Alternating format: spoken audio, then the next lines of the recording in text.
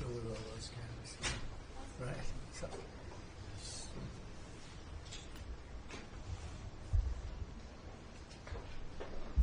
we have a little more room over here if you want.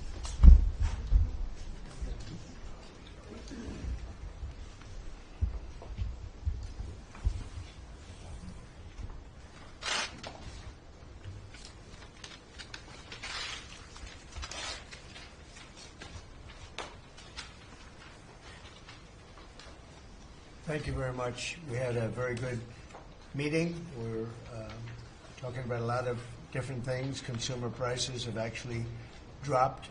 There's very little inflation. Everybody predicted a lot of inflation, very little inflation. Energy costs are down. Interest rates are probably down. They scatter, but they're probably down. Prescription drug prices are even to down.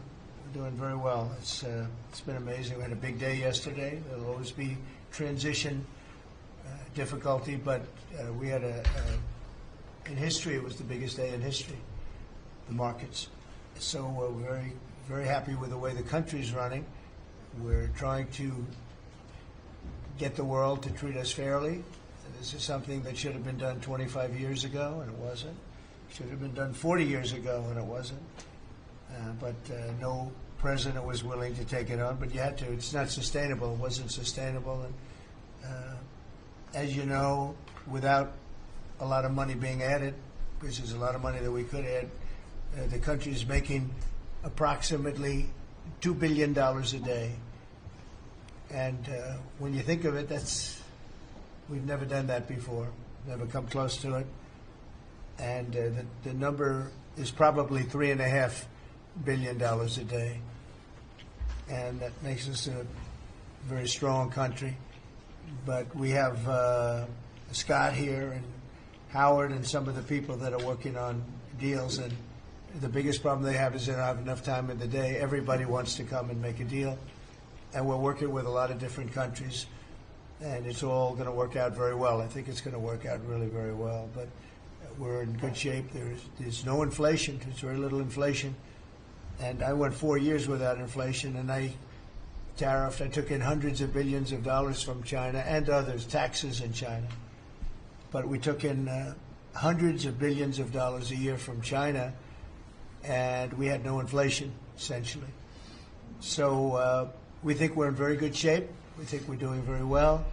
Again, there'll be a transition cost and transition problems, but in the end, it's going to be a beautiful thing. We're doing again what we should have done many years ago.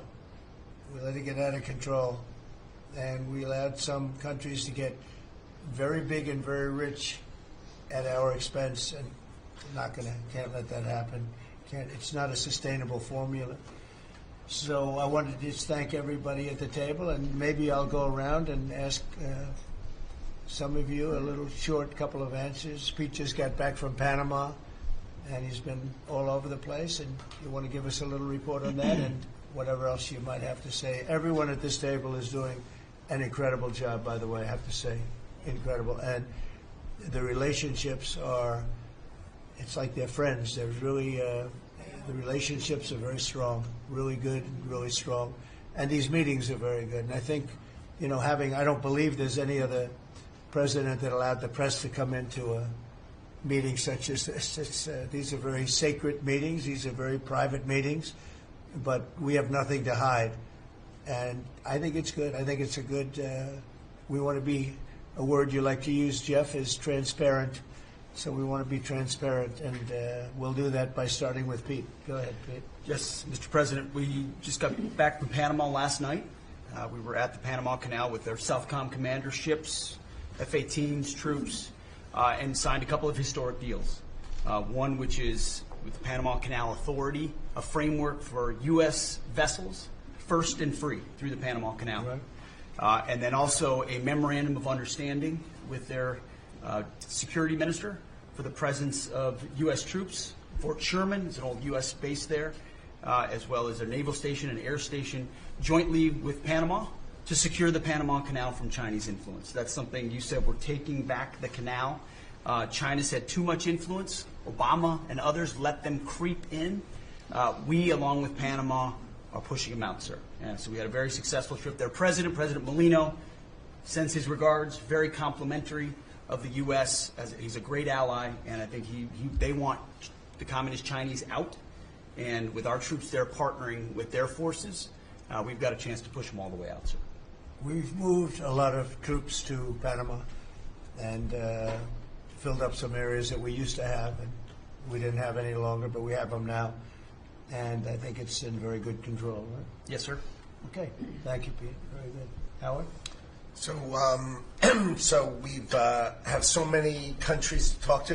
It is, it's incredible. I think Scott and I'm not sure we could ever have enough time in the day to talk to all these countries because they want to talk and they want to talk now, and they have come with offers that they never, ever would have come with, but for the moves that the president has made, demanding that people treat the United States with respect. We're getting the respect we deserve now, and I think you're going to see historic deals, one after the other. And then I'm very excited that within a week and a half, we're going to start with the gold card, and the Trump card is coming out, and we're very excited about that, and that's coming soon. So very excited. Good. Thank you very much. Good job. Linda? Well, on a couple of fronts, we have been addressing the issue of anti-Semitism on campuses. There's been some grant funding and contract funding that we've reviewed, and some canceled and some we've put on hold, waiting for that, while we do an investigation. On the other side of what my responsibilities are in having education go back to the states, we're meeting and talking with governors. I was with, this week, all 50 commissioners of education around the country, and because we also want to provide them with tools and best practices as education does move back to the states. Making great progress, great response from the states, and very positive. And what about colleges? You're holding back $400 million from Columbia, From Columbia. $8 billion from Harvard. Can you imagine the money we pay Harvard? They have a $60 billion fund, and we're giving them $8 billion, and we're trying to figure that out. And then they hire de Blasio, the worst mayor in the history of New York, and they hire the woman from Chicago who was a disaster, total disaster, and they pay them massive salaries, and they're supposed to be teaching you government. That's not Harvard. That's not Harvard the way it used to be. So do you have anything to say about that? The dollars you're holding back from quite a few universities that were not behaving. Yeah, and the other, there's some Princeton, Cornell, others that are coming in, and actually getting calls now from the presidents of the universities who really do want to come in and sit down and have discussions. And so we're investigating them, but in the meantime, we're holding back the grant and the fund money. Great job. Thank you. Very thankful for the House voting for the President's budget resolution along with the Senate bill. Made a ton of progress this week in working with members to ensure that a desire for flexibility in the Senate was not misconstrued as a desire not to slow and do spending reforms. And so we're very thankful for that. And now we can get after writing that bill, getting the President as big a package of his agenda to his desk. So very good week. Good. That's right. We just got the House vote, and now we're well on our way to getting, as we call it, the great big beautiful bill. It's a beauty. There's never been a bill like this one. We're trying to get it all into one beautiful bill. It's tax cuts, regulation cuts, and many other things. The border, a lot of money for the border. Where you're doing a fantastic job. So, but we just got a report that we, as you know, you knew before us. Were you surprised we got the vote? Got the vote, and we're happy to get the vote. So I think we're going to be in very good shape. Okay, please. Mr. President, last year the Chinese received 1,700 orders for new ships. American shipyards received 5.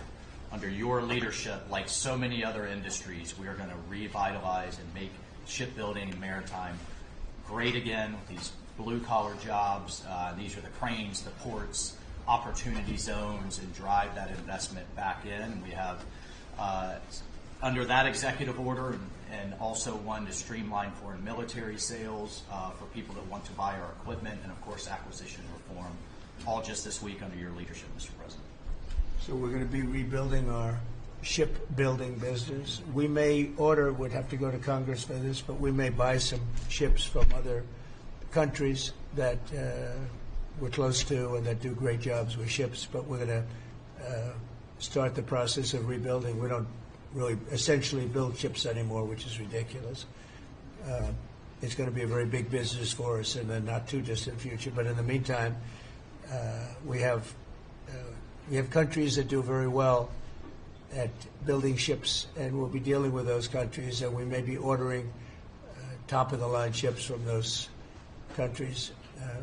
And within a fairly short period of time, we'll be building our own ships. So we'll probably have to go to Congress for that, but we're not going to have a problem.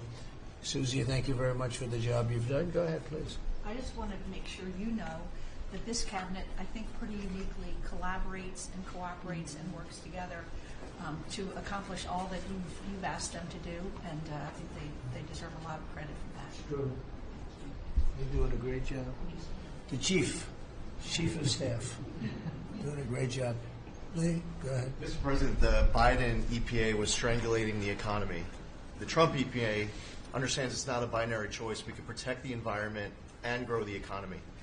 Working with Doge and Elon Musk, we've now canceled $22 billion worth of grants, and we have launched what is the largest deregulatory action in the history of the country, just in one agency. That's how much of a mess the Biden EPA left us. It is going to end up reducing the cost of living. It's going to create jobs. It's going to make it easier to purchase a car. It will be easier to heat your home. We're proud of this effort. The effort that we have is fulfilling the mandate that you earned from the American public. Clean air, land, and water for all Americans, unleashing energy dominance, permitting reform, advancing cooperative federalism, making America the AI capital of the world, and bringing back American auto jobs. When you called me that day asking for me to take this position, I was honored. And you were very specific and clear in what you wanted us to accomplish. We understand our mission, and at the Trump EPA, we're going to make you proud. Great job. You're doing a great job. And you have a lot of applications for approvals for power plants, which are going to really power the regular plants, and they're going to be right next to each other because we can't rely on our grid. It's old and it's tired, and it's very subject to being attacked, whether by rain or by bombs or by anything else. And we're letting people build their own power plants, and these are a lot of them being built with the AI and beyond the AI chips, and we're letting them build their own power, and never been done before, and we're going to get it done quickly and approved quickly as part of a plant. They'll have a sort of be their own power company, and it's very exciting. They couldn't believe it when I told them that. I said, we're going to get you the approvals very fast as part of your regular plant. You're going to build electric producing plants, and it's very exciting. And they're able to do it very quickly and very well, and you made it possible. Thank you. You have a lot of applications for some of the biggest plants that have ever been built in the world. These are serious plants, aren't they? Huh? Approved. We are open for business. Working with Secretary Burgum, Secretary Wright, we are going to make you proud. Sean? First off, Mr. President, it's Brooke's birthday today, so she keeps getting younger, so happy birthday to Brooke. Thank you. I want to thank you as well for the shipbuilding at EO. Again, to build ships, you also need mariners to sail those ships. I was just up at Kings Point for the Merchant Marine Academy a couple days ago, and we have some of the greatest young men and women who are learning how to be mechanical engineers, to rebuild and fix the engines on those ships, but also how to sail ships. I would tell you that over the past decades, this academy has become, it needs some love. It's been a little bit dilapidated. We have to invest in sailors, and I appreciate you taking the initiative. To be a global power, we have to build ships and have sailors to sail those ships. These are the very people that help Pete should we come into points of crisis to support the military. So thank you for that. Number two, the last administration announced 3,200 projects big, beautiful roads and bridges. Most of them are good. But they announced them, they didn't sign a grant agreement. 3,200, so the money doesn't go out the door to build the infrastructure in the country. And it's fun to do an announcement. It's actually the harder work to put together these grant agreements. So we're doing the work right now at DOT to get these grant agreements done and build the projects. Most of them are good. And they also put in all of this green and social justice requirements on roads and bridges. We're pulling all that out and putting the money toward the infrastructure, not the social movement from the last administration. Good steel, right, as opposed to green paper mache. Okay, thanks. Great job. Sir, first, we are, I would say, more than friends. We've all become family, and I think that what you have assembled in your vision is a turning point and an inflection point in American history. And so just being a part of that is the greatest honor. So thank you for that. And again, just the relationships here and the honor and respect we have for each other is a reflection of you and your leadership. So I just wanted to say that first. The second thing I want to say is that on behalf of the farmers and ranchers, food security is national security. We have to be able to feed ourselves. And your idea of using tariffs along with deregulation and tax cuts, but your idea of using tariffs to ensure that we are putting forward and putting America first, no one understands that better than our farmers and our ranchers. But having said that, emerging from 4 years of Biden with a 30% increase in inputs for our farmers and ranchers, with an almost $50 billion trade deficit. When we left the first time, it was zero, meaning that they are hurting. So the period of uncertainty we're in, they know that your vision will move us into an age of prosperity for all Americans, but for my people, for the farmers and ranchers, unlike any they have seen before. And I think they are really, really excited and so grateful for your leadership. But also, you have never failed to say that you have the backs of our farmers and our ranchers. It was the first phone call that I had after I was voted with the Senate. And that message just resonates with an almost 85% support of you in the last election. They're with you. Interestingly, the biggest budget driver at the United States Department of Agriculture is not farming and ranching or agriculture, it's food stamps.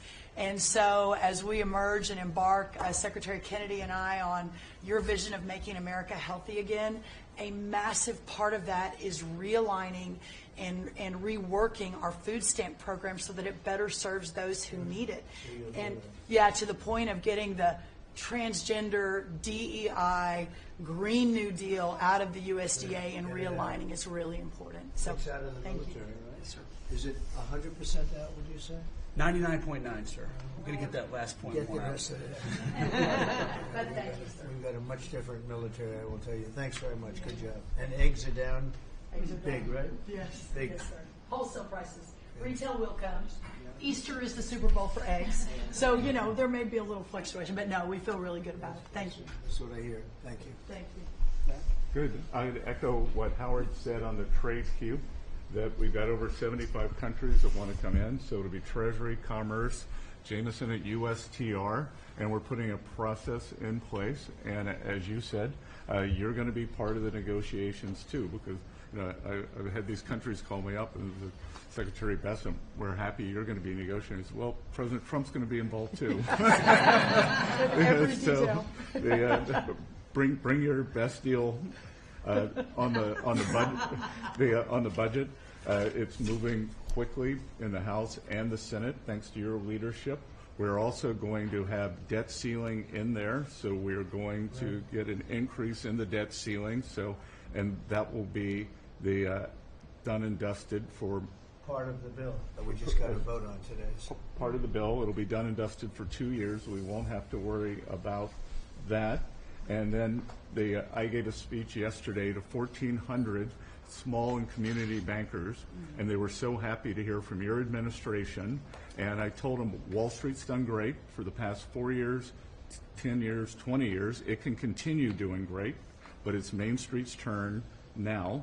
And it's those small bankers through deregulation, through emphasis on Main Street, your Main Street agenda, bringing back jobs, that is going to power the smaller communities. And then finally, The bond auction went very well yesterday. We had a lot of foreigners show up as the support, showing that the U.S. is still the best place to invest. The inflation report, as you said, was quite good. And energy prices are down more than 20% since January 20th. Amazing. That's great. Very good numbers. Great number. Thank you. Pam? President, we've had some great wins in the last few days that, you were overwhelmingly elected by the biggest majority. The U.S. Americans want you to be president because of your agenda.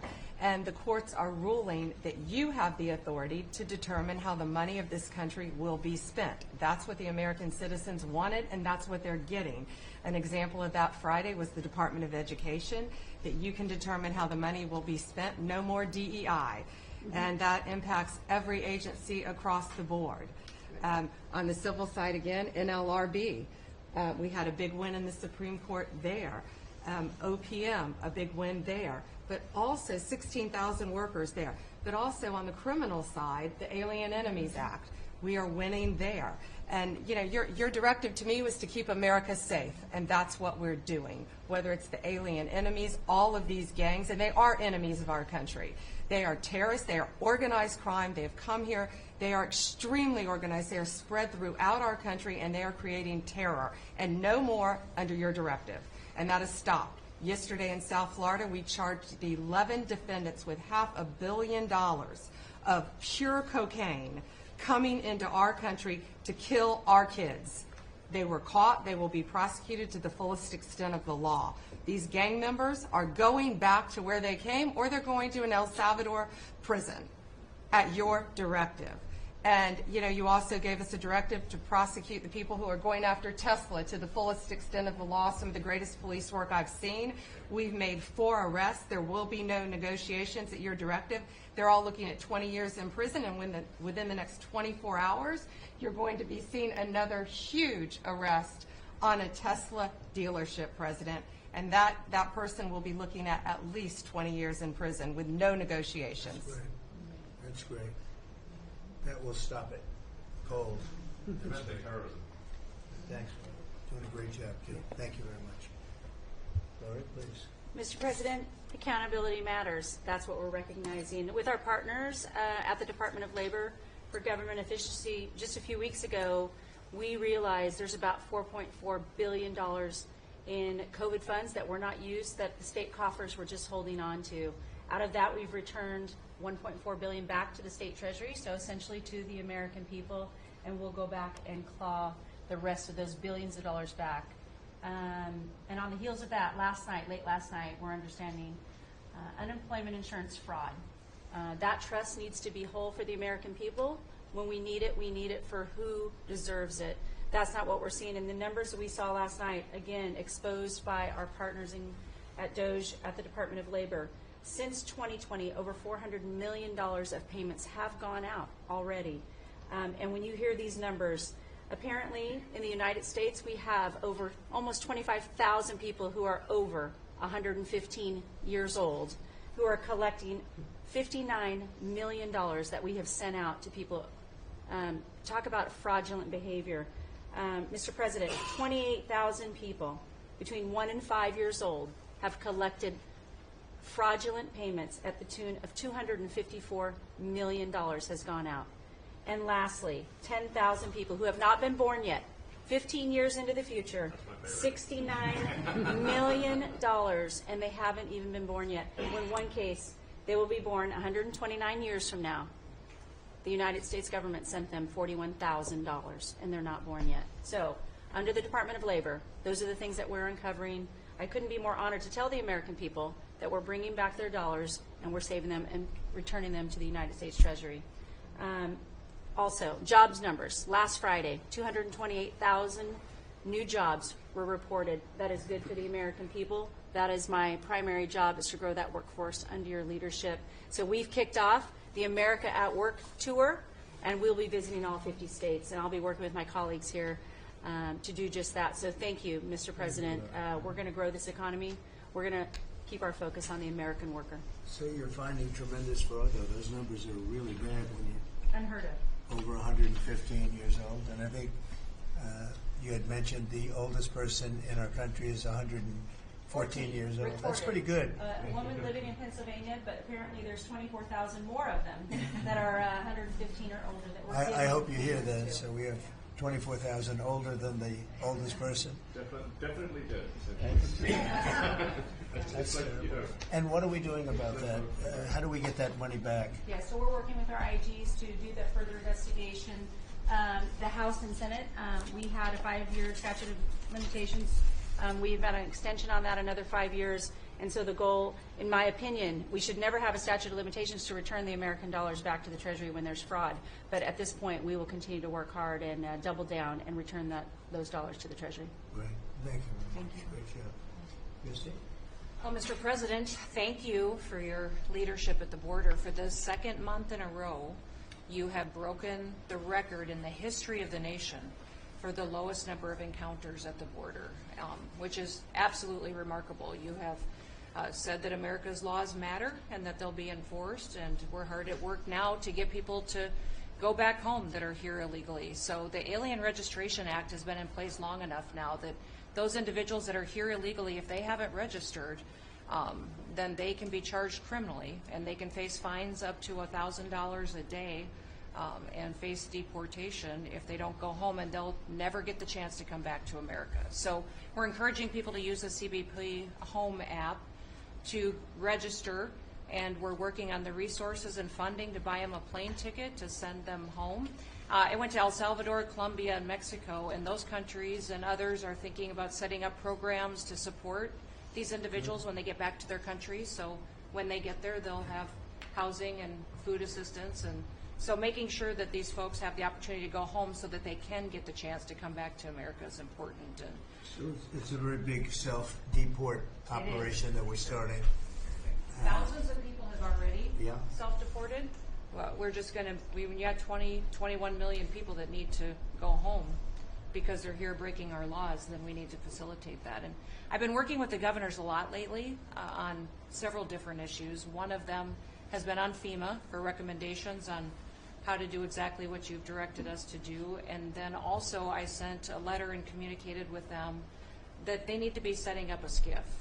Some of our governors don't have secure facilities to have national security issues. I think one of the jobs Homeland Security has is to give communication down to states, to local cities and communities. And so recommending they get a SCIF, they have secure comms with them at all times or nearby so that they can have national security conversations, and then to have somebody in their office designated that is their communications person. A lot of them have emergency management officers, but they don't necessarily have somebody designated when it comes to a national security issue that we may need to communicate with them on. And I think American people need to know that Real ID will be required to travel on May 7th. So those governors have been notified to communicate that at home. We don't want anybody to get delayed and not be able to travel when they get to an airport. And this will also help us bring integrity back to all of our IDs and how they're used for issuing driver's licenses. And governors know how I feel about making sure their driver's licensing system has integrity, because a lot of people use their driver's license to vote. And the backbone of our country and the foundation is election integrity. So we're giving all those directions to our governors and communicating that so they can lead on it as well. And we're going to work with people so that if they go out in a nice way and go back to their country, we're going to work with them right from the beginning on trying to get them back in legally. Is that right? A chance to come back. So it gives you a real incentive. Otherwise, they never come back. They'll never be allowed once a certain period of time goes by, which is probably going to be 60 days. We're also going to work with farmers that if they have strong recommendations for their farms for certain people, we're going to let them stay in for a while and work with the farmers and then come back and go through a legal process. But we have to take care of our farmers and hotels and various places where they need the people. And we're going to be working with you very carefully on that. So a farmer will come in with a letter concerning certain people saying they're great, they're working hard. We're going to slow it down a little bit for them. And then we're going to ultimately bring them back. They'll go out, they're going to come back as legal workers. Okay? Yes, sir. Thank you. which I think will be I think it's very important to do. Okay, thank you very much. Great job. Jameson, I watched you testify for the last Yeah, he did great. couple of days. You're on every night at 3 o'clock in the morning. And you did great. You were fantastic. Thank you very much. It's just what I like to do for fun, sir. You've been keeping us very busy. Last week, you started a reordering of international trade, something that hasn't happened for 80 years, something that should have happened decades ago. And you know that. You've known that for a long time. That's why you have us all working on this. You came into an emergency situation where President Biden left us with a $1.2 trillion trade deficit. It's the largest of any country in human history, the largest. So you declared an emergency, you took action. You would say the largest in history, right? In history. There's never been anything like what he left us. He left us a mess. His whole administration was a mess. So go ahead. So you declared an emergency, you imposed a trade action, so now you have a tariff on the world, it promotes U.S. manufacturing, it protects U.S. workers, and you've also given room for negotiation during this time so we can open export markets for our farmers and other producers and American workers. And this is why the unions vote for you, this is why the workers vote for you, this is why the families want you to be the president, because you're standing up for American workers and American communities. We've had countries come in over the past couple of weeks that represent more than half of global domestic GDP, more than half. That's who's coming in to talk to you and to your advisors about how to have reciprocal trade, how to have fair trade. Would have happened without you. Thank you very much. Great job. Lovely lot. Well, thanks to your fantastic leadership, this amazing cabinet, and the very talented Doge team, I'm excited to announce that we anticipate savings in FY26 from reduction of waste and fraud by $150 billion. And I mean, and some of it is just absurd, like people getting unemployment insurance who haven't been born yet. I mean, I think anyone can appreciate whether, I mean, come on, that's just crazy. So, you know, some of these things, people ask me like, well, how are you going to find waste and fraud in the government? I'm like, well, actually just go in any direction. That's how you find it. It's very common. it's, as the military would say, target-rich environment. So I think we're doing a lot of good in excellent collaboration with the cabinet to achieve these savings. And it will actually result in better services for the American people, and that we're going to be spending their tax dollars in a way that is sensible and fair and good. And your people are fantastic. In fact, hopefully they'll stay around for the long haul. We'd like to keep as many as we can. They're great, smart, sharp, right? Finding things that nobody would have thought of. Very computer savvy. Yeah. We're working with hard to get the Trump Gold Card operational, hopefully in the next week or so. That'll be great. That'll be very exciting. It's Really exciting. That's a pathway to citizenship Yeah. into the United States. I think it's a big deal. Yep, it's a big deal. Thank you very much. Great job you're doing. Thank you, sir. Thanks to your leadership and setting the mandate of transparency and accountability across the U.S. government, I'm bringing that transparency and accountability to the intelligence community. First and foremost, to make sure that you and your cabinet have that real-time, relevant, apolitical, objective intelligence to best inform whether it's negotiations for peace, negotiations around tariffs, the great work that you are leading around the cabinet today. Secondly, working with Department of Homeland Security and the FBI to increase our information sharing to achieve your goal of countering the narcotic trafficking and our ability to go after cartels now designated as foreign terrorists.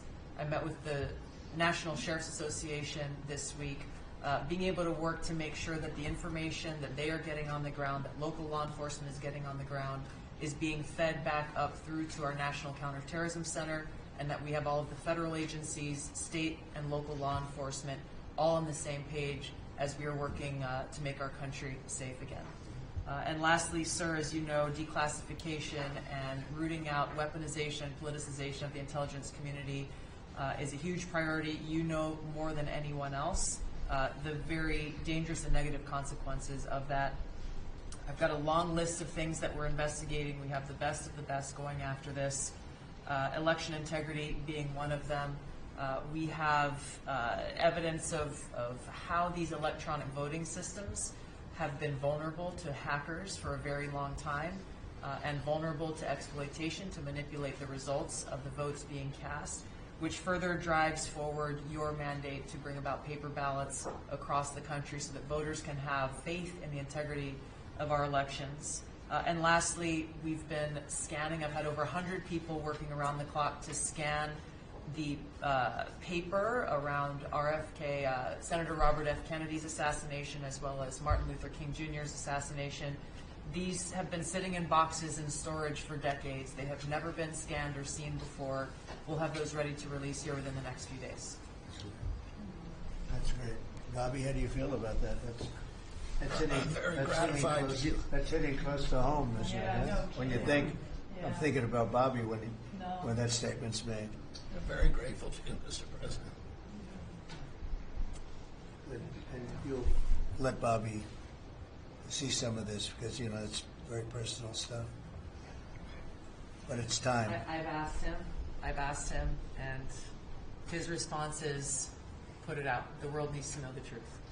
And his uncle that's been out, and anything that hasn't been out, they can go to your offices and see, right? Everything that we have within our possession, it's either online or it's physically at the National Archives and Records Agency. We also have hunters going out, Mr. President, and looking in the storage lockers at FBI and CIA and other agencies, specifically to find if there is anything else that has not been reported. We're actively going out and trying to search out the truth. Okay. Yeah, we want to get it all out. Yes. 100%. Good. Thank you very much. Good job, guys. Mr. President, on behalf of America's manufacturers, I want to thank you for standing up to the Chinese Communist Party and fighting for our main streets, for our workers, and for those that make things in America. I'm out on a Made in America manufacturing tour, and as I go across the country, people are grateful to have a president who's not just fighting on the tariffs fronts, but to get inflation down, to create jobs. After Biden destroyed 110,000 manufacturing jobs in just his last year, you've already brought back thousands and thousands of manufacturing jobs. So the American worker is grateful. Main Street is grateful for you. And at the agency level, we're making sure that manufacturers have access to the capital they need, but we can't do that if we're not fighting fraud. So we've modified our loan applications to have citizenship verification, to make sure we have birth dates, common sense principles around lending that the Biden administration had waived. They waived $450 million of fees in 1 year. We're restoring that for the American taxpayer. And the American taxpayer, as tax day approaches, April 15th, they need to know that this cabinet, this administration, and thank you Elon Musk and Doge for fighting for the American taxpayer to make sure that their hard-earned dollars are well spent, that they have a return on investment for this country, and that we're fighting for them just as you are every single day. So thank you, Mr. President. Thank you very much. Mr. President, we are working at HHS to advance your agenda to make America healthy again. I'm working with Lee Zeldin to reassess the fluoride rules based upon the August release by the National Toxicity Program of new science that shows a direct inverse correlation between exposure to fluoride and IQ loss, particularly in children. Lee and I were in Utah this week, to announce that Utah became the first state in the country to ban supplemental fluoride. I'm working with Brooke on and governors now in 24 states who are advancing MAHA legislation to get soda pops off of the food stamp program, off the SNAP program. We've launched Operation Stork Speed to get the bad chemicals out of baby formula. We're working with governors across the country to get good food into the school lunch programs and to get rid of food chemical dyes and other bad chemicals that are in our food. We've shown now that this directly affects academic performance, violence in the schools, and mental health, as well as physical health. We are working with governors across the country to get cell-to-cell or bell-to-bell legislation to restrict the use of cell phones in schools, which again dramatically impacts academic performance. Today we announced a dramatic reduction in animal testing at NIH and FDA. We're going to switch over to AI, which we've now found is much more precise in identifying the impacts of toxics in various products. We're working with Elon, who's done an incredible job to eliminate the redundancies and to streamline operations at all the health agencies and to recalibrate our trajectory to your agenda of making America healthy again. And finally, the CDC has done an amazing job at getting the measles outbreak under control. We have about 680 cases now in 22 states, compared to the same outbreak in Europe, which is 127,000 cases and 37 deaths. Our numbers in this country have now plateaued. And I want to thank CDC for that. And we're trying to refocus the press. We've had 3 measles deaths in this country over 20 years. And we're trying to refocus the press to get them to pay attention to the chronic disease epidemic as you've asked us to. We have now 38% of American youth are pre-diabetic. This was unknown 30 years ago.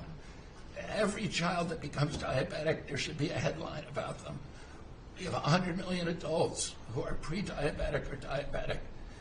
And we have, we have now, the autism rates have gone from now most recent numbers we think are going to be about 1 in 31, 1 in 12, so they're going up again from 1 in 10,000 when I was a kid. And we are going, at your direction, we are going to know by September. We've launched a massive testing and research effort that's going to involve hundreds of scientists from around the world. By September, we will know what has caused the autism epidemic, and we'll be able to eliminate those exposures. So big. Think of that. So it was 1 in 10,000 children had autism, and now it's 1 in 31. Not 31,000, 31. That's a horrible statistic, isn't it? And there's got to be something artificial out there that's doing this. So you think you're going to have a pretty good idea, huh? We will know by September. There will be no bigger news conference than that. So that's it. If you can come up with that answer where you stop taking something, you stop eating something, or maybe it's a shot, but something's causing it. It can't be from 10,000 to. Can you imagine that, Marco? That's a big number. Thank you very much. You're doing great. Thank you, Bobby. Please. Well, Mr. President, one of your primary administration goals is to make sure that we unleash American energy, and of course the strategy behind that is when we do that, it helps make it more affordable for all Americans. Energy isn't just industry, it is the foundation of every other industry, whether it's food, manufacturing, clothing, transportation.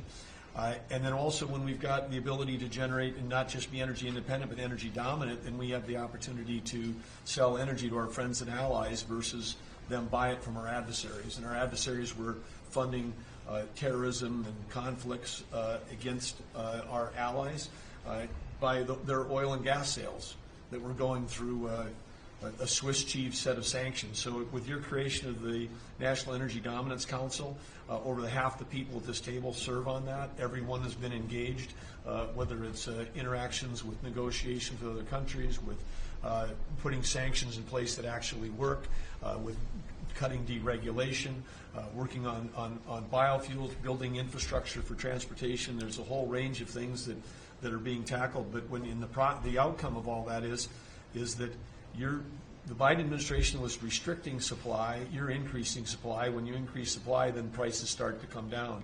And we have a huge opportunity to do this. Just in interior alone, there's 500 million acres of surface, 700 million acres of subsurface, and 2.5 billion acres of offshore. And the Biden administration was trying to restrict this so that you couldn't You know, you couldn't get a timber lease, you couldn't cut a tree, you couldn't graze a cow, you couldn't develop oil and gas minerals, and you couldn't develop the critical minerals we need for our technology, for our defense industries, and to be able to help us win the AI arms race against China. So we're opening up this, and with your executive orders and your work, we've on Tuesday, historic day, you ended the war on beautiful clean coal, which has been going on since Obama took office. China gets 60% of their electricity from coal. They're opening up they've opened up 94 gigawatts of coal in the last year as part of this AI arms race. 94 gigawatts, that's enough for 94 Denvers to be able to, 1 gigawatt per metro area like that. It's unheard of. So we have an opportunity under your leadership to come back. The Gulf of America had its first offshore lease sale, which is scheduled for later this year, but that was, the industry loved that because we're now, the Gulf of America is now open for business again. And there's as much as 7 billion barrels of oil accessible now. They've increased the upside of what they think that is. On the coal front, the estimate is the financial value of the coal in America is $8 trillion. That was an asset on the balance sheet that we've now being put back on again. And of course in Alaska, with your separate executive orders to unleash Alaska energy between ANWR, the North Slope, the Strategic Petroleum Reserve Alaska, all of those, we've reversed Biden decision. Those are all open for business again. And all of this is leading to the investment coming to America. The smart money is coming to the U.S. That's why we've got, trillions of dollars of investment that are showing up at the door, because they know if they're going to do manufacturing here, there's going to be energy to power their plants. And so, again, thank you for your leadership, and thank you for everything you're doing. Very good. Thank you. Marco? Well, Mr. President, one of the most important things I believe you'll achieve in your presidency is reordering the world in a proper way. For 31 years, more than 31 years now, multiple administrations have allowed the Chinese to deindustrialize this country, to take away jobs and factories and the pillars of our national strength. And what you're doing now, I think, is a great service to our country, but ultimately to the world. And I want to congratulate you and your team that's working on that, because it has extraordinary geopolitical implications, as you see, from all these other countries that are now coming here and wanting to join something that actually makes it's crazy to allow these. I mean, basically, we lived in a world where Chinese companies can do whatever they want in America, but our companies cannot do anything over there unless they allow it, and even then they steal our stuff and reverse engineer it. So just reordering all of that has dramatic implications on peace and security of the world, so we thank you. An important meeting, thanks to you, is going to happen on Saturday for the first time in a long time. There'll be direct talks between Ambassador Woodcock and a top-level leader in Iran. We hope that'll lead to peace. You've been very clear what Iran is never going to have is a nuclear weapon, and I think that's what led to this meeting, and we'll wait for him to come back from it, and we're hopeful about that. I would also say that we are receiving, and I think the Department of Homeland Security can confirm this, historic cooperation from countries all over the world. Number one, in taking back their citizens. Every country in the world has to take back people that are illegally in another country. And we have countries that refuse to do it or will kind of ignore our calls. All of them are doing it. The ones that are not are paying a price. And we've also found cooperation in other countries that are willing to take some of these people, some very dangerous criminals. I know the President of El Salvador will be here next week, has really been a good friend of the United States in that regard. These are some of the worst people you'll ever encounter. And Pam knows this, and Christy knows this from the work they're doing. And one last point I want to make, Mr. President, and again, it's under your leadership, it's actually under your executive order. If you come to this country as a student, we expect you to go to class and study and get a degree. If you come here to vandalize a library, take over a campus, and do all kinds of crazy things, we're going to get rid of these people, and we're going to continue to do it. So when we identify lunatics like these, we take away their student visa. No one's entitled to a student visa. The press covers student visas like there's some sort of birthright. No, a student visa is like me inviting you into my home. If you come into my home and put all kinds of crap on my couch, I'm going to kick you out of my house. And so, that's what we're doing with our country, thanks to the President. And last but not least, very important development this week, but both Pam and I are very excited. The finest higher education institution in the United States, University of Florida, is also now the national champions in basketball, and we hope you'll host them here soon, Mr. President. Go Gators. They're coming. Good for the SEC. They're coming, guys. Congratulations. Well, thank you very much. You're really doing a great job. We appreciate it. Any question? Mr. President, can you give us a reaction to today's stock market drop, and also give us a sense of the next steps with China? Well, I haven't seen it because I've been here for 2.5 hours, so I'll be seeing it. I think Scott went out. Scott, you want to have a statement on that? Sure. Look, the up 2, down 1 is not a bad ratio, or up 10, down 5. And I think as we have talked about, as we go through the queue and settle with these countries who are going to bring us their best offers, we will end up in a place of great certainty over the next 90 days on tariffs. But we had very good inflation numbers today. Oil's down. We had a successful bond market, so I don't see anything unusual today. And next steps for China, sir? Well, we'll see what happens with China. We would love to be able to work a deal. They've really taken advantage of our country for a long period of time. They've ripped us off beyond anybody, nobody. How people stood for it, sitting in my position, is not even believable. And we're talking about many presidents, not just a couple. But they did, and all we're doing is putting it back in shape. We're resetting the table. And I'm sure that we'll be able to get along very well. I have great respect for President Xi. He's been, in a true sense, he's been a friend of mine for a long period of time.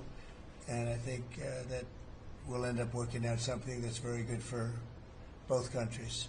I look forward to it. Mr. President, China retaliated today by reducing the number of American films that can be shown there. What's your reaction to them now targeting cultural exports from the United States? I think I've heard of worse things.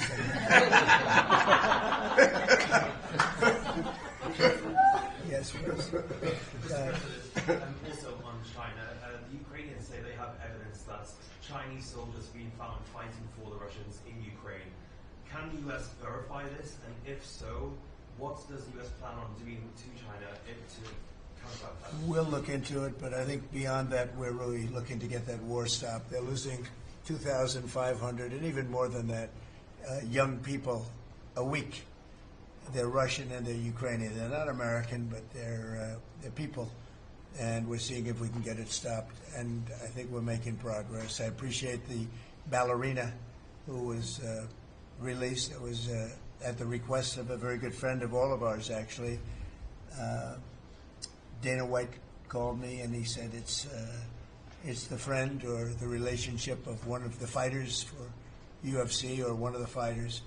And Dana's an incredible guy, and we spoke to President Putin about it, and they made a deal. They released the young ballerina, and she is now out, and that was good, so we appreciate that. We hope that we're going to be able to make a deal relatively soon with Russia and Ukraine to stop the fighting. It's so senseless. It's such a horrible thing. It would have never happened if I were president, but it did happen, and we were given that card. And I think we're going to get it. I think we're going to get it stopped. We've got to get going. We got to get it. We have to move it faster. Likewise with the hostages, we're making progress. We, there's 59 hostages, but only 24 of them are living, and that's the way it's been presented to me by the mothers of some of the dead, mothers and fathers of some of the dead hostages, and they want the bodies of their baby, as they say, their baby, their young boys. They want them back as much as if they were alive. It's amazing because when I met the hostages 2 weeks ago here, I couldn't believe what they had to go through, by the way. But when I met them, they said, yeah, there's 59, but 24 are living. And they actually consider, I guess if you're a parent, you do consider it this way, that the remainder who are dead, the 24 that are alive, the remainder that are dead, they want them back just as much as they would want them back if they were alive. It's really pretty amazing and pretty sad. So we're getting close to getting them back. We have a lot came back. A lot of people are very grateful. Some came back in pretty bad shape. Some came back, they're okay. I think they're going to be scarred mentally for a long time. Because if you sit down and talk to them, as I have, what they went through is incredible. But we're making progress. We're dealing with Israel. We're dealing with Hamas, and it's a nasty group. Mr. President, how close are you to the first country coming to actually make a deal with the United States over tariffs? Is it days, months? Well, I think it's very close, but we have to have a deal that we like. We don't want a deal that's going to be a bad deal, or I could make every deal in one day if I wanted to. I could do this all in one day. I could just say, here's what we'll do. And I was saying to the people before, to Scott, mostly to Scott and Howard, and some of the other people that work with us on the negotiations. We have a lot of law firms that have paid me a lot of money in the form of legal fees. We're going to probably use those firms to, if we can, I think we can. I'll make a contribution to the country, but they're great firms. They're the best firms, the biggest, and really the most prestigious.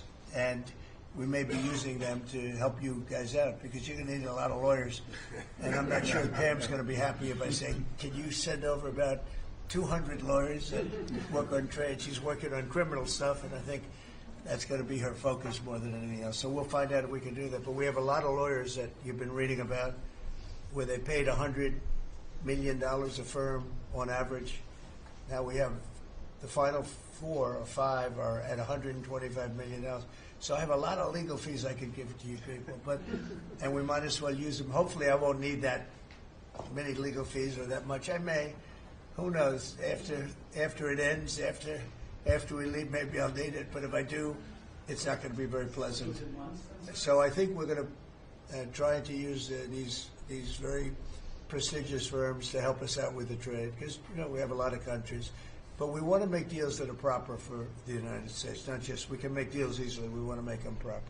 Mr. President, if you aren't able to reach the deals that you want to see at the end of the 90 days, will you put those higher tariffs in place, or will you extend? Well, that's what would happen. I mean, if we can't make the deal that we want to make, or we have to make, or that's good for both parties, it's got to be good for both parties. You wouldn't. And then we go back to where we were. You'd go back to the numbers that you announced last week. I think so. You wouldn't extend the pause. Yeah. We'll have to see what happens at that time. Thank you, Mr. President.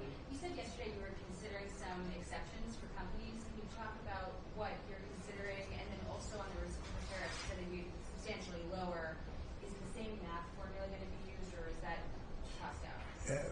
I'm not considering now for any country or company, but it's possible that I would. But I'm not.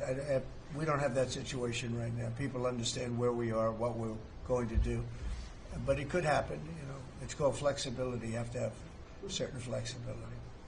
What are you planning on using the money that you're gaining from revenue through the tariffs on? Paying down national debt, reducing taxes, creating good budgets, helping Christie with the border and all of the other things. I built hundreds of miles of wall, as people now understand, 571 miles of border wall in the first administration. But we're going to beef it up, and we're going to add more. And the numbers are incredible. Really, the numbers are what's taken place. We had great numbers, but these numbers are topping my last administration.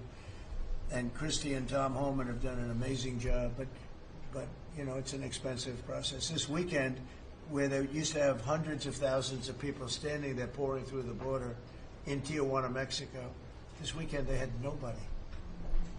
You had a man sweeping this massive piece of concrete, which is, the area where they said massive. And I've looked at that during the Biden administration. You couldn't see a piece of that concrete. There were so many people on it. You couldn't, if you had helicopter shots, you couldn't see concrete. Now, this weekend, you had nobody there but a man with a broom sweeping it and cleaning it up. Pretty amazing. It's really an amazing job. But it will be used for that. It'll be used for a lot of things. It'll be used by the Department of Justice for doing a great job. Pam is doing a fantastic job. So it's going to be used for a lot of different things. Mr. President, on the 10% tariff, is that a basement? Is that the It's a floor? baseline. Can countries negotiate that to bring that It depends down? on what they're adding. Some countries we have massive deficits with, or they have big surpluses with us, and others it's not that way. So it depends. That's why it's really they're all different. Every country is different. Some have certain advantages that others don't have, and certain things. We have some.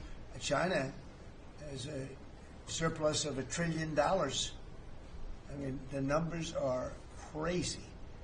And others have basically no surpluses. We have some that are pretty even, but they hurt us in other ways, and we just want to get that taken care of. So everyone is a little bit different. So are you negotiating with the EU as one bloc or individual nations for the tariffs? We're looking at it as one bloc.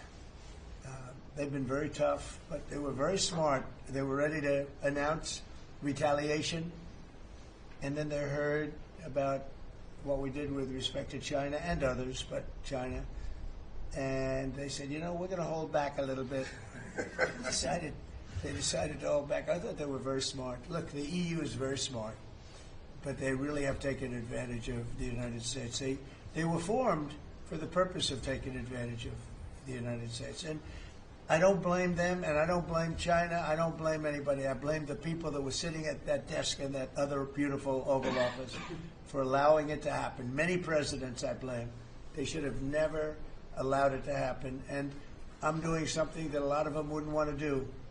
But I'm here, I do those things, and we're going to make this country great again.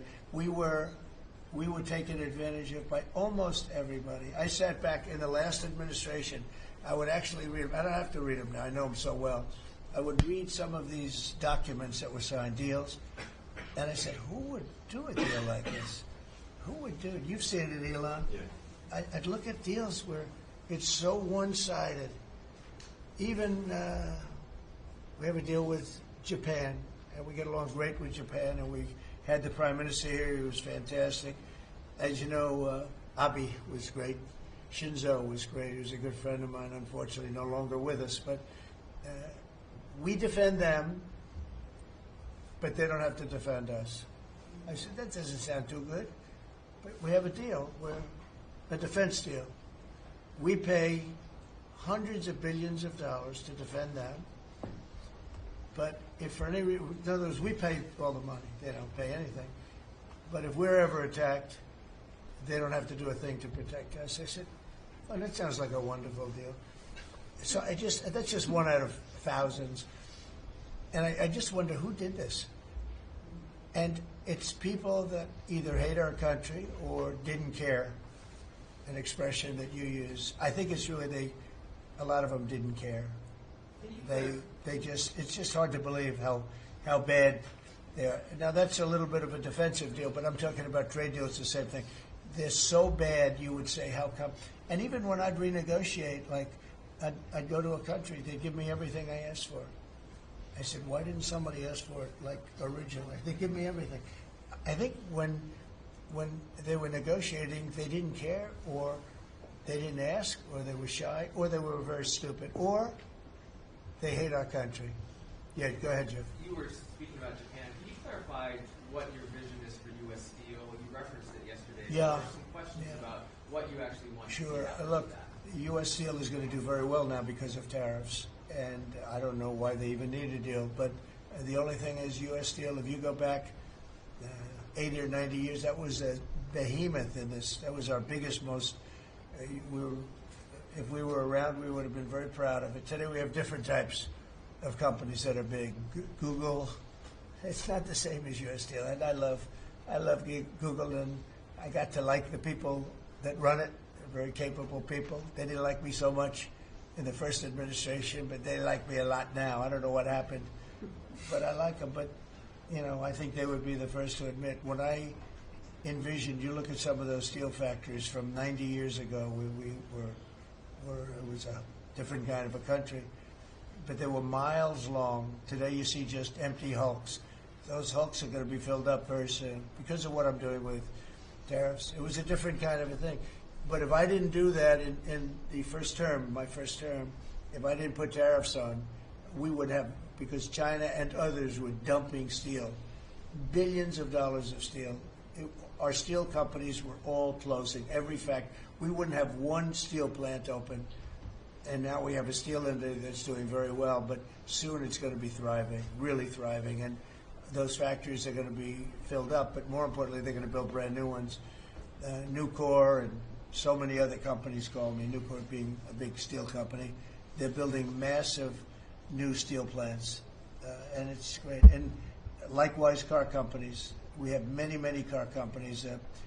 Three of them, I'm not looking to hurt Mexico, and I like Mexico. And by the way, I think the new president is a terrific person, a fantastic woman. We've had many conversations. She's a very elegant, just a fantastic person.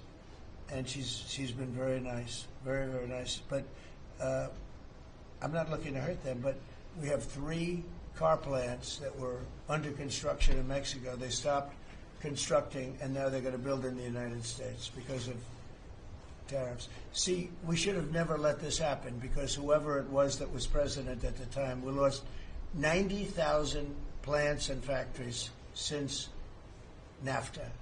90,000. It's not believable. How about that, Laura? You know, you're in that sort of world of factories We're going and to build back plants. manufacturing, construction jobs, and bring those workers back home. That's right. We're going to bring them all back. But think of it, from that period of time, which isn't so long ago, we lost. I said the other day, if you had a map on a big wall like this, and if you had pins, 90,000, I don't know if you'd have enough. I don't think you'd have enough room on the map to put the pins. 90,000 factories that we've lost since NAFTA. And it's not even, and about 6 million jobs. Really, I think probably a lot more than that, but they say 6 million jobs.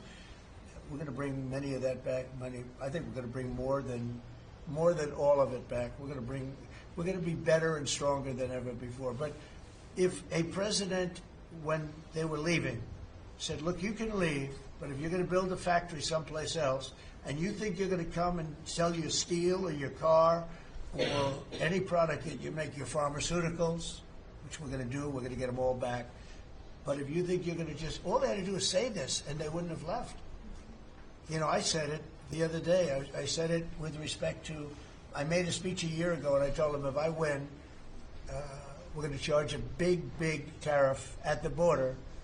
And people were thinking about building in Mexico a car plant. And I said, we're going to have a big tariff. So if you want to build a car, you're going to have to pay 25% more than the cost of that car. You're going to have to pay 25% tariff at the border. They would have never left. They could have kept everybody. If a president said, if you leave this country, you leave Michigan, you leave Detroit, you leave anybody, any of our states, because to me they're all the same. I love them all. I love them all, and I probably won them all, but they say I won most of them, but I think I won them all, but that's okay. But all you had to say if you were the president is, if you leave and you think you're going to now fire all those workers, leave all that, everything behind, and you're going to build in another country and sell it any, and no, you're not going to. You're going to pay 50% or 100% tariff. They would have never left. And all you had to say, Marco, all you had to say very simply is, you don't have to write it down. All you have to do is say it verbally. If you leave, you're going to pay 100% tariff. Therefore, don't leave. They would have never left. But they left 90,000 plants. I mean, it's hard to believe that many. It's not, you can't envision it. So just getting back to your, because I'm the great weaver of all time. To weave, you have to be a genius. To go on tangents, anybody can do that. But we'll get back to your original U.S. Steel. U.S. Steel is a big name in this country. Babe Ruth is a big name. We have a lot of big names, but not too many. U.S. Steel is one of the great names in the history of our country. And normally I wouldn't mind so much. I wouldn't be thrilled with it. But to buy for a foreign country, and we love Japan, but for a foreign country to buy that cherished U.S. Steel brand, that's hard for me to do. And maybe somebody else may want it. The company Nippon that's involved with it is a big, powerful company who do a good job. But why can't they just build a plant themselves? I mean, why do they have to, take U.S. Steel? So as you know, I rejected the deal. Now they've come back in a different form. They're coming back as an investor. And, I feel better about that, I guess. But, I know them very well. I know they're thinking it's the investor.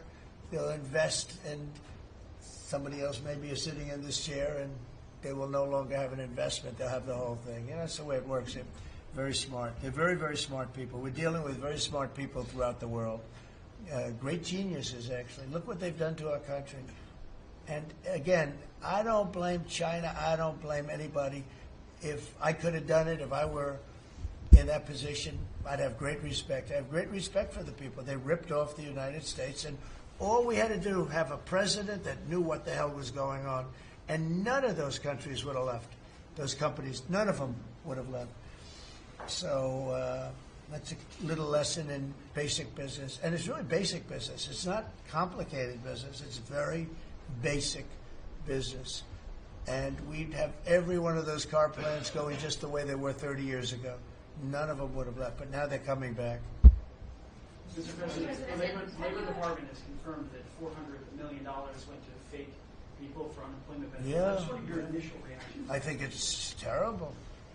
I just heard it from Lori, and I appreciate it, and you heard it from Elon's people, right? That's right. Elon's done a fantastic job. Look, he's sitting here, and I don't care. I don't need Elon for anything other than I happen to like him. But I'm telling you, this guy did a fantastic job. I don't need his car. I actually bought one because, and they said, "Oh, did you get a bargain?" No, I said, "Give me the top price." I paid a lot of money for that car. But honestly, he makes a great car. You know what I do with it? I let the people in the office drive around in it. Margot and Natalie, they're all, Chamberlain, they're all driving around the most beautiful car. It's gorgeous. But I did that as a sign of, just a show of support. Numerous people have done that. Just a show of support. Because, you know, he's done a fantastic job, but he hasn't been treated properly. Hasn't been treated properly. Yeah. Mr. President, can you talk to us about your communications with China? Has President Xi reached out at all since the tariffs? Well, I don't want to say who's reached out. I just say that I think it's going to work out, hopefully well. They're very big. It's hard to get over, if you're me, what they've done to our country. They've destroyed our economic base to a large extent. The good news is we're very vibrant, and we're going to get it back fast. We already have. Look, we're making $2 billion a day now, and during Biden, we were losing $3 billion a day. Biden was a disaster. He was the worst president in the history of our country. And, you know, to me, worse than that, because the money you can make if you have the right guy in this position, worse than that was what they did on the border. By allowing the jails of the world, not South America, all over the world, to be opened up so that we take everybody from Africa, Asia, South America, Europe, the bad ones. They opened up their jails and they dumped them in the United States. And now this beautiful young woman who seems to be, boy, she loves what she does, though. I think she loves what she does because she's a patriot. She hates to see it.